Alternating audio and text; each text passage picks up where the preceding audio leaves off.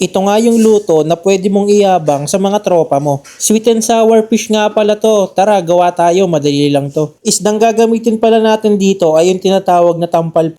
Lagyan nyo lang siya ng salt and pepper tapos i-coat natin sa harina. Makakatulong yan para lalong sumarap yung pinarito natin. Iwas talsik na rin sa mantikang mainit. Pag golden brown na nga ay hanguin nyo na at iset aside nyo muna. Prituhin na rin pala natin dito yung carrots at yung bell pepper. Palabasin lang natin yung aroma nyan, ayos na yan. Same pan mga chong, magigisa lang tayo dito ng bawang. Isunod nyo na rin dito yung sibuyas. Medyo malaki nga pala yung hiwa natin dito para mas masarap. Maglagay ka na rin dito ng banana ketchup. Kahit ano, pwede na yan. Lagyan mo na rin ng suka at 3,000 pamintang durog. Imekos-mekos mo lang ng mabuti tapos ilagay mo na dito yung pinirito nating bell pepper at carrots. Maglagay ka na rin dito ng oyster at asukal. Wala nga pala tayo ditong measuring cup, tansyameter lang ang gagamitin natin. Magdadagdag rin pala tayo dito ng ketchup na may tubig para medyo masarsa yung magiging ulam natin. Pag okay na mga chong, ilagay na rin natin dito yung pinirito nating isda. I-coat mo lang mabuti yung sauce sa isda natin. Hayaan mo lang ma-absorb ng isda para hanggang loob sobrang sarap. Maglagay ka na rin dito ng konting sili at mag-ready ka na ng kanin dahil kakain na tayo.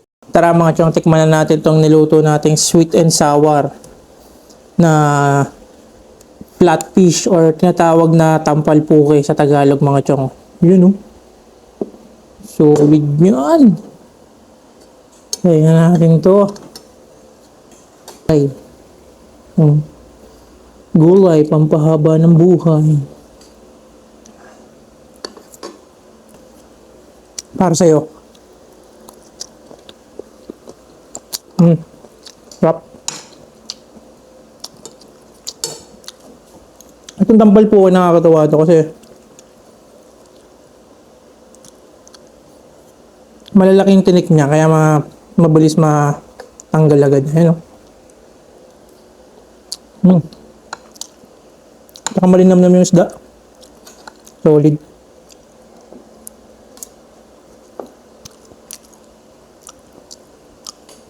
Hirap din makakuha na ito ha. Bibihira lang kasi sa palengke itong tampal po ko eh.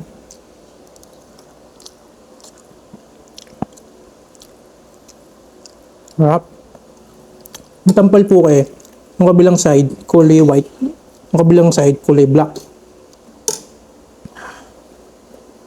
You know?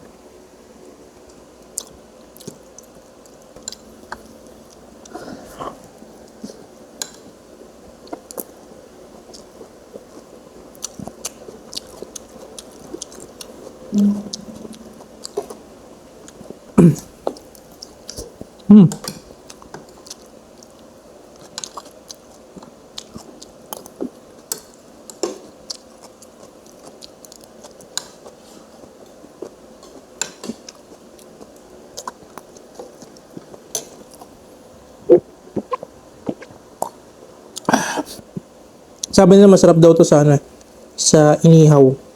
Kasi wala tayong ihawan eh. Pero feeling ko nga rin masarap siya sa ihaw. Kasi yung texture ng laman niya malambot.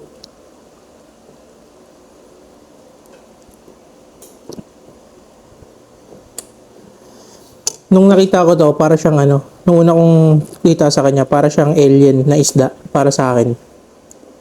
Kasi kakaiba yung itsura niya. Pero masarap pala siya.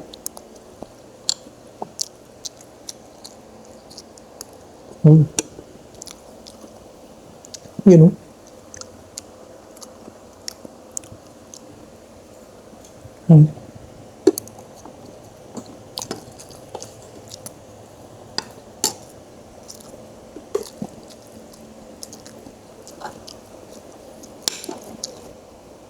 Pero masarap din siya mga chong pag prito. Kanina pag prito ako, nanikman ko yung isa eh. Sarap din eh. Prito pa lang, ayos na eh.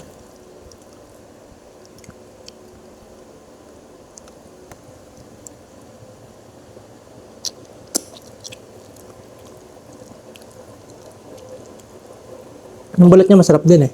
Parang balat ng tilapia.